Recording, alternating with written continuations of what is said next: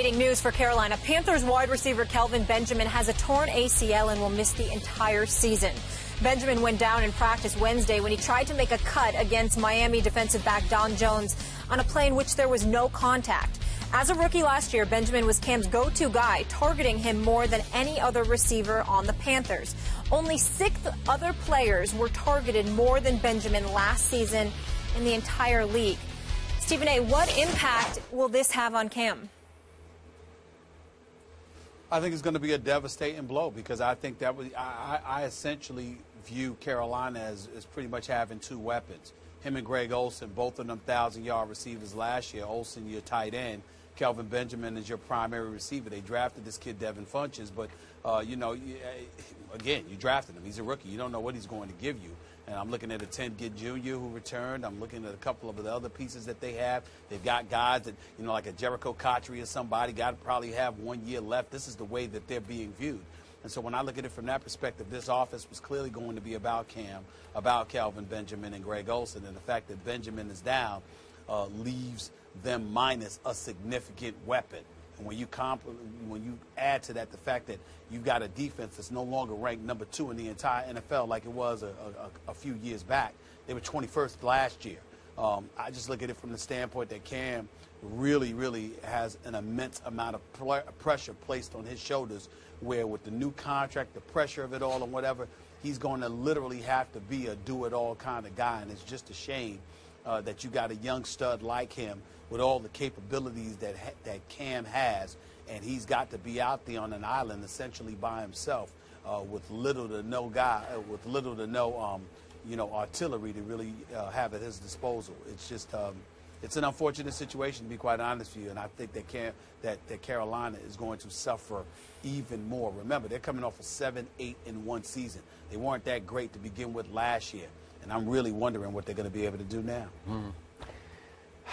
I'll give you it's a blow, but I do not think it's a devastating blow. And you mentioned Devin Funchess. I'm a fan, and I know he's a rookie, but so is Kelvin Benjamin. He can play. Yeah. Funchess, every time, again, you know how I am. I just watched the game, flip back and forth. Every time I flipped on a Michigan game, it seems like for the last 3 years, Funchess jumped off my screen. At the Combine, he ran 4.7. They said he dropped too many balls over his 3 years. I think he had 20 combined drops. All I know is he just kept making plays, and he's 6'4", 225. Kelvin Benjamin, 6'5", 245. So is he that? No, he's not that. But I think he's going to be pretty good, even as a rookie. I think he'll be pretty good. We all like Greg Olsen.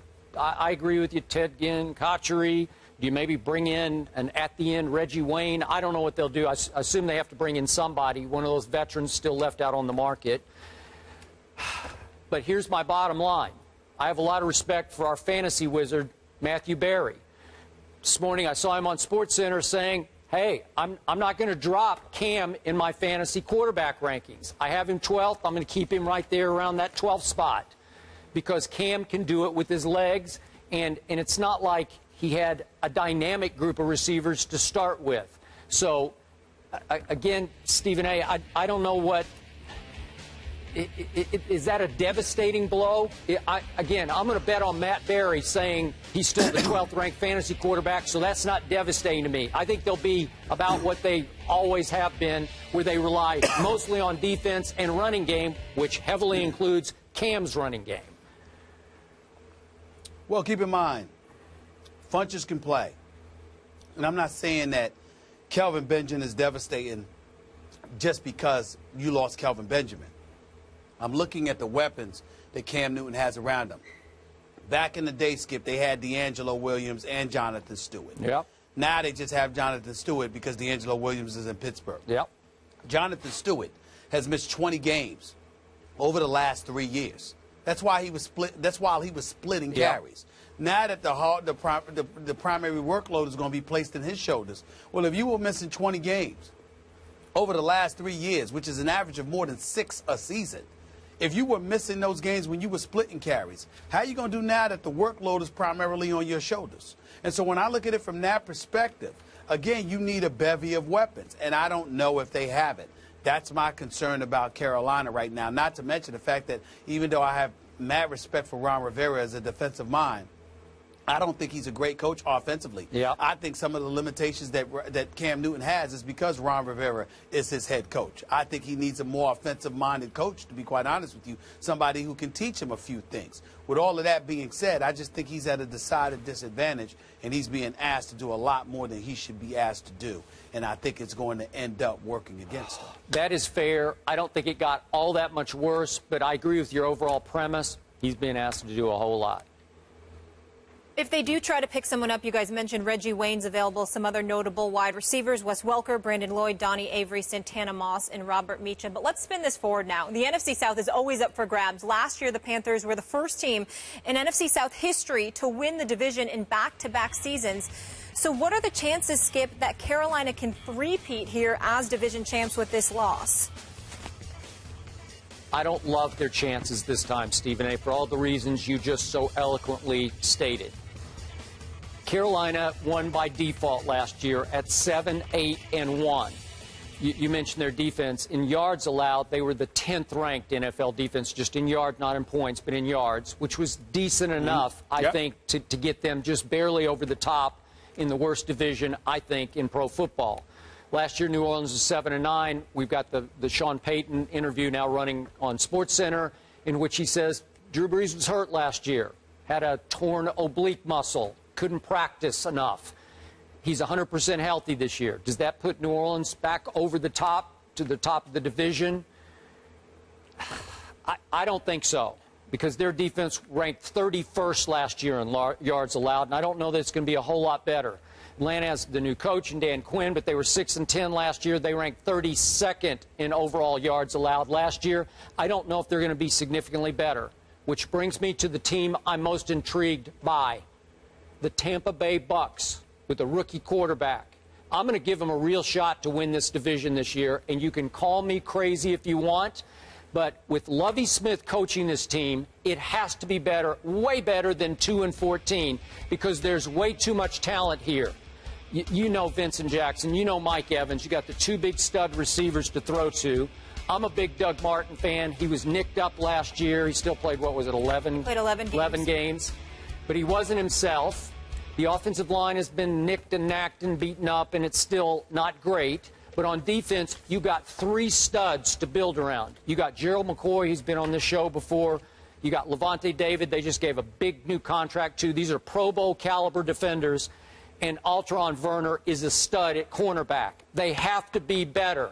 Jameis Winston, for all of his flaws and all the interceptions he threw last year in college, and for the poor plays that he made early in his very first NFL preseason game last week, he was 26-1 in college. 26-1.